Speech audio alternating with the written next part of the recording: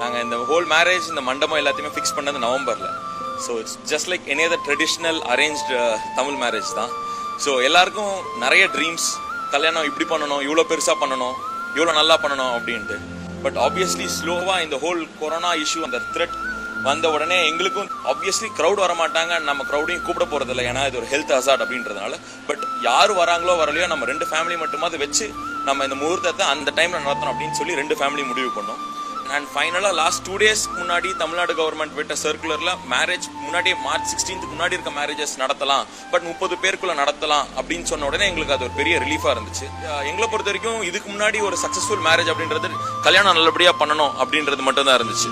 But ஆனால் இந்த corona issue வந்தோடனே எங்களை பொறுத்த வரைக்கும் கல்யாணமும் நல்லா பண்ணணும், அட் த சேம் டைம் வர கெஸ்ட் எல்லாரோட சேஃப்டியும் முக்கியம்.